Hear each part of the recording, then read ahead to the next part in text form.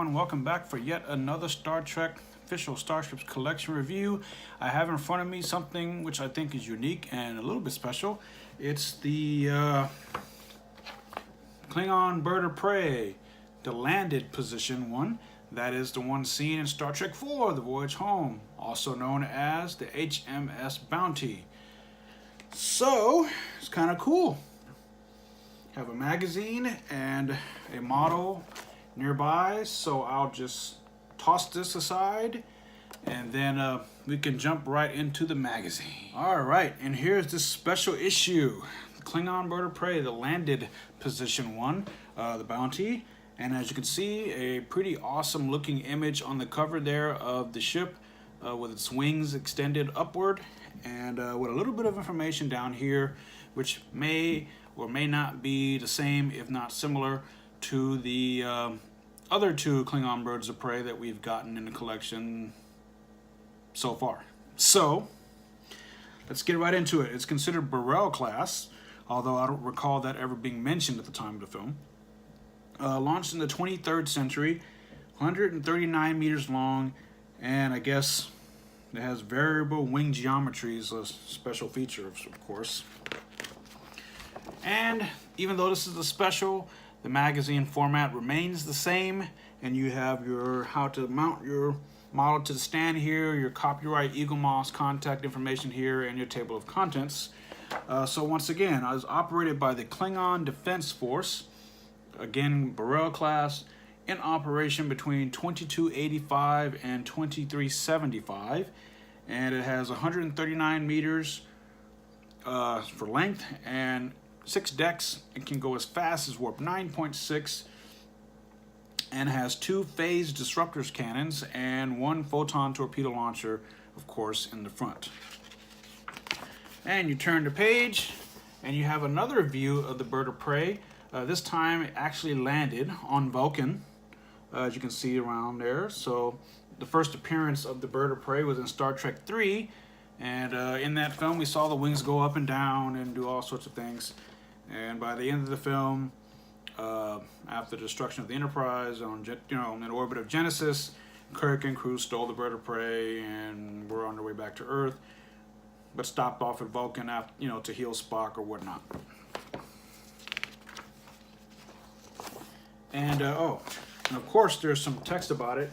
Not a whole lot, but I guess there's nothing here that wouldn't be in the other two Bird of Prey issues that we got a long time ago. So, and here's a section on the Great Bird of the Galaxy.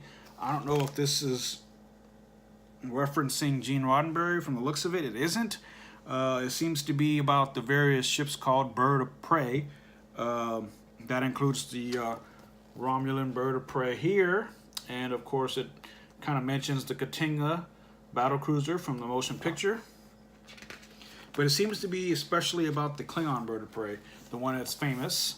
So you can see various images there of various models and concept art, whatever, in text.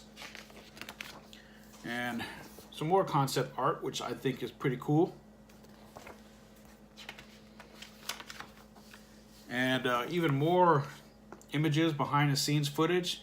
And you can just kind of look and see how huge this thing was. Man, I would have loved to have gotten a real look at that up close. Anyway, and I think, if I recall correctly, one of the original ideas for how the Klingons got the cloaking device was that I think Krug, or Krug, depending on your point of view, stole the Bird of Prey, or stole the technology, the cloaking device technology, from the Romulans, and that explained how the Klingon Empire got the cloaking device.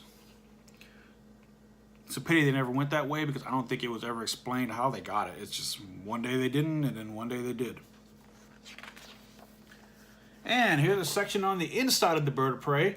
And for those of you Star Trek fans out there who actually know your continuity and know your canon and all that, you know that the bridge layout, or the ship layout of the Bird of Prey as it appeared in Star Trek III, is significantly different than the way it appeared in Star Trek IV, which is the very next movie, in the same ship, although it could be argued that it was refitted on Vulcan, but I don't, So between Star Trek 3 and 4, it was drastically changed, and then from Star Trek 4, 5, 6 onwards, it pretty much remained consistent all the way up until really the end of Star Trek Voyager.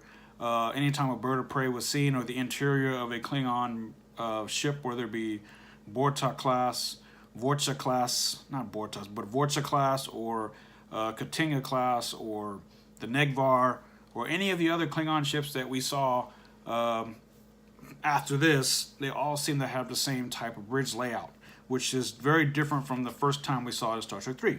So anyway, and you'll see a lot of that there, a lot of that here, with some concept art sketched there, and you got, of course, all the various text, and then you see a image of Kruge in his seat, captain's chair, with the Targ, or the Klingon dog, sitting there.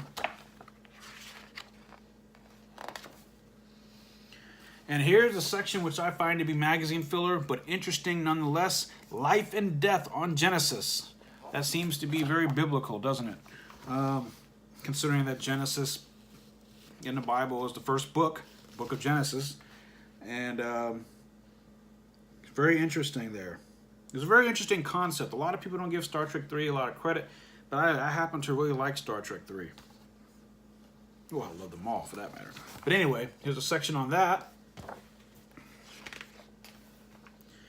And here is a very cleverly named section of this article called The Promised Land. Get it? Land, Promised Land. And you have various concept artwork there, I guess, during the process. And then here's a screen cap. Yep, no, that's actually concept art too. Huh, pretty good. And more of the crew coming out of the back of the ship. And that pretty much concludes the magazine. And of course, as always, we have a view of the ship, but a little bit larger than normal. So that's always kind of cool. From this image, you can't really tell if the wings are up or down, but anyway.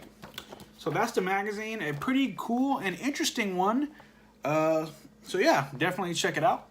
So now, without further ado, I'm going to jump into the model itself. All right, and here is the bird of prey landed position, or I'm just going to call it the Bounty, because that's basically what this is. It looks pretty awesome. There's really no difference between this and the other two bird of preys that we've gotten. Now, just to be clear, the first bird of prey that we got, which is like issue number 2, was the wings extended outward, almost like straight out. And then after some fan outcry or whatnot, later on, much later on, they released another bird of prey, this time with the wings down. Same mold, same model, everything, just the wings were in a different position. And then finally, now, we have the bird of prey with the wings up. And the only difference is, aside from that, this time we actually have landing gear, which is pretty darn cool if you ask me. Look at that. Pretty prominent there. And I guess the beauty of it is this thing arrived in one piece. Nothing was broken, so that's good. The front disruptors weren't bent or anything, so that's wonderful. The torpedo launcher looks great. Very nice green color there, and the detail is great. As noted with the other birds of prey, it looks like it's some weathering there. I guess that's supposed to make the ship look like it's been around for a while. I don't know if that's just a paint error, you know, or that's just the way it is. Or maybe people touched it after it was painted before it dried. I don't know. But it doesn't really bother me that much because it adds to the overall feel of, well, Klingon ship's supposed to be dirty and, you know, very, very military-like and very strict and whatnot. So it just fits right into that aesthetic. And the bottom of the bird of prey looks pretty good. I don't see any of the Klingon font and the Klingon Empire symbol that would later appear on other bird of prey models or other Klingon ships over the years.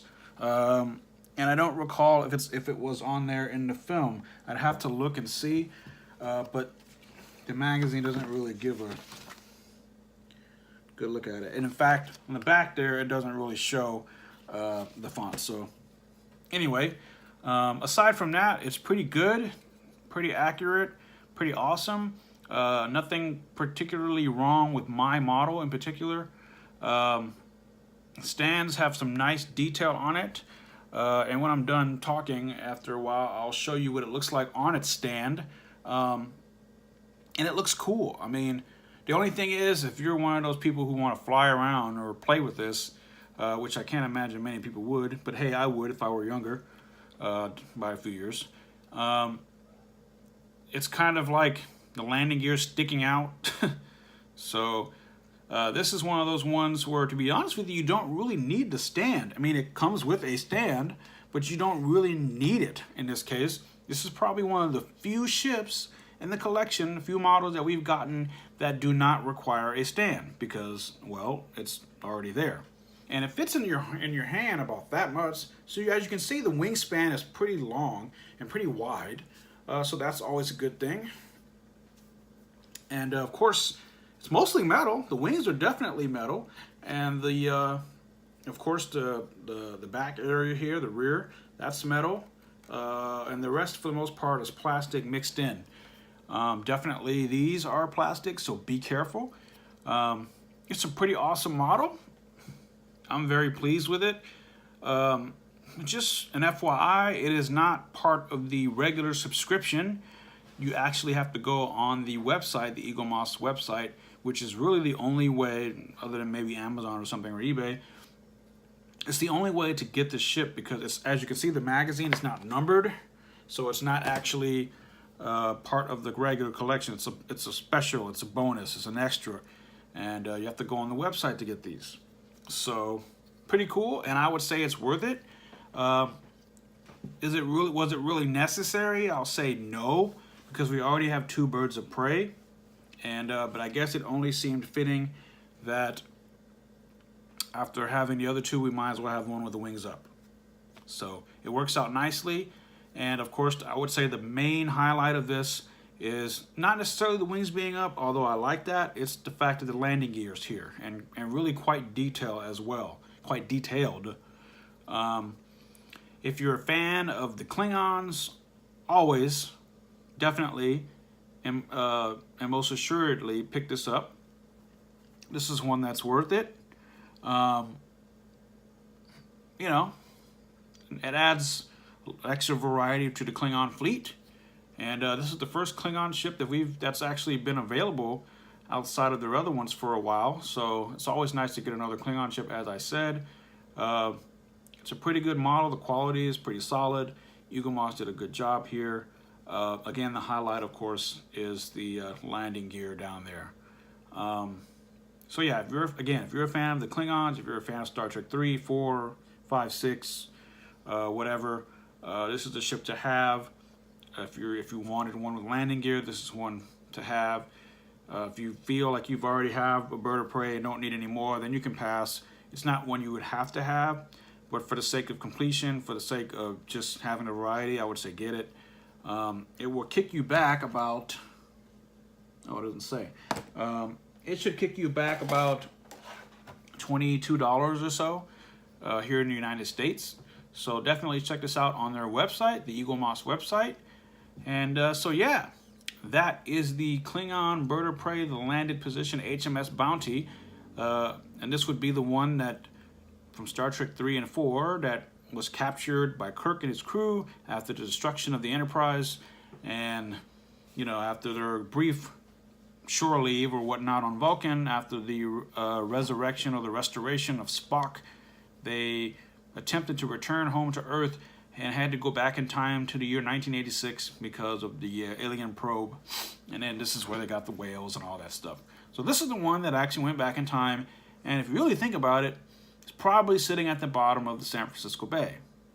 So yeah, so now I'm going to shut up, and I'm going to do something different here. Instead of actually showing you what it looks like on the stand, which I always do, and I'm going to show you just what it looks like standing up on its own, because it has, again, it has its own landing gear.